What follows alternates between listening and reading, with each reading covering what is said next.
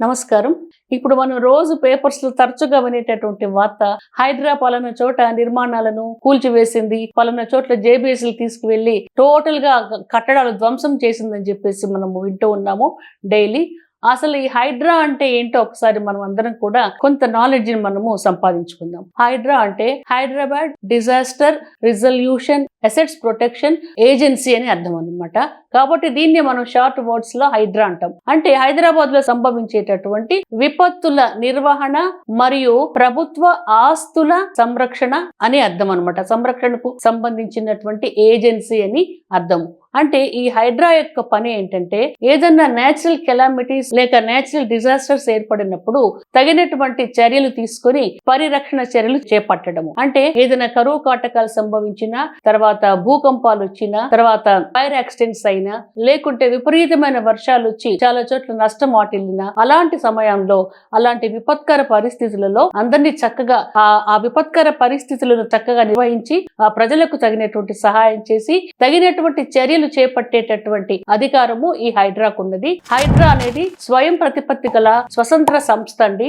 ఇది 2024 సంవత్సరంలో మన తెలంగాణ గవర్నమెంట్ వాళ్ళు ఏర్పాటు చేయడం జరిగింది. దీని ముఖ్యోద్దేశం ఏంటంటే విపత్తు నిర్వహణే కాకుండా ప్రజల ఆస్తులను అట్లాగే ప్రభుత్వ ఆస్తులను సంరక్షించడము, ప్రొటెక్ట్ చేయడం అన్నమాట. ఇక్కడ ప్రజల ఆస్తులు అంటే మన ఇండివిజువల్ ప్రాపర్టీస్ కాదండి, అందరికీ సంబంధించినటువంటి ప్రాపర్టీస్. అంటే రోడ్లు కానివ్వండి, తర్వాత బహిరంగ ప్రదేశాలు కానివ్వండి, అట్లాగే పార్కులు కానివ్వండి, చెరువులు కానివ్వండి, కుంటలు కానివ్వండి, గ్రంథాలయాలు కానివ్వండి, ఇలాంటి ప్రదేశాలు అన్నమాట. కొన్ని కమ్యూనిటీ హాల్స్ కానివ్వండి, ఇలాంటివి అన్నమాట.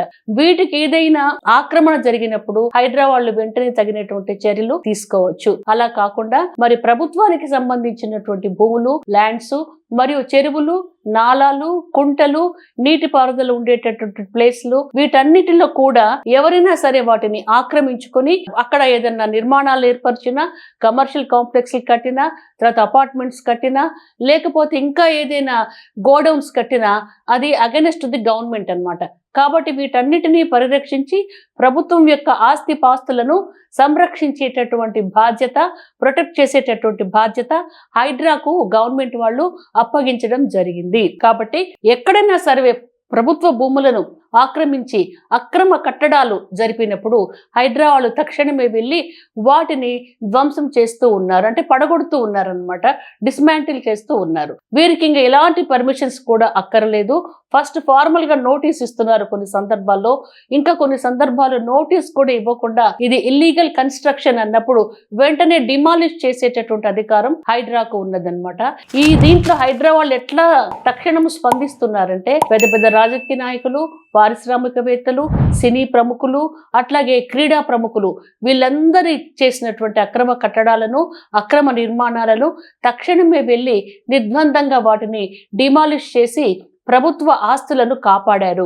అట్లాగే ఇతరులు ఆక్రమించుకున్నటువంటి నాలాలను, చెరువులను, అట్లాగే బహిరంగ ప్రదేశాలను, ప్రభుత్వానికి సంబంధించినటువంటి అనేక ల్యాండ్స్ ను, కబ్జాల బారిన పడినటువంటి ల్యాండ్స్ ను కూడా పరిరక్షించి ప్రభుత్వానికి అనేక వందల కోట్ల ఆదాయాన్ని, వందల కోట్ల విలువ కలిగినటువంటి భూములను వాళ్ళు సంరక్షించారండి. కాబట్టి హైడ్రా యొక్క పనితీరు చాలా బాగా ఉన్నదని చెప్పేసి అందరిలో కూడా చాలా మంచి పేరు వచ్చింది. ఈ హైడ్రా యొక్క పనితీరు బాగా లేదు, హైడ్రాకి అధికారాలు లేవని చెప్పేసి చాలా మంది బాధితులు, అంటే ఇక్కడ బాధితులు కాదు, ఒక రకంగా నష్టపోయినటువంటి వ్యక్తులు, బడా పారిశ్రామికవేత్తలు కోర్టులను ఆశ్రయించారు. ఈవెన్ మన హైకోర్టు వాళ్ళు కూడా హైడ్రాకు చర్యలను చక్కగా ఉన్నాయని చెప్పేసి, హైడ్రాకు అధికారాలు గవర్నమెంట్ జీవో ద్వారా ఇచ్చిందని చెప్పేసి హైడ్రాకు చేసేటటువంటి పనులకు మేము అడ్డు రాము అని చెప్పడం జరిగింది. కాబట్టి ఎవరైనా సరే భూమిని కబ్జా చేసినా, ప్రభుత్వ స్థలాలను ఆక్రమించినా, అక్రమ కట్టడాలు, అక్రమ బిల్డింగ్స్, కమర్షియల్ కాంప్లెక్సెస్ కట్టినా కూడా హైడ్రా వాళ్ళు తక్షణమే స్పందించి వాటిని కూల్చివేసి తగినటువంటి చర్యలు చేసుకుంటూ ఉన్నారండి. కాబట్టి ఇది హైడ్రా గురించినటువంటి సమాచారము. కాబట్టి ఎవరు కూడా కట్టడాలు కట్టుకోవాలంటే, కన్స్ట్రక్షన్స్ చేసుకోవాలంటే తగినటువంటి పర్మిషన్స్, తగినటువంటి టైటిల్ డీడ్స్, అది ప్రభుత్వ ఆస్తి కాదు అని తెలిసిన పక్షంలోనే వారు తగినటువంటి నిర్మాణాలు చేపట్టుకోవచ్చు. ఓకే, నమస్కారం.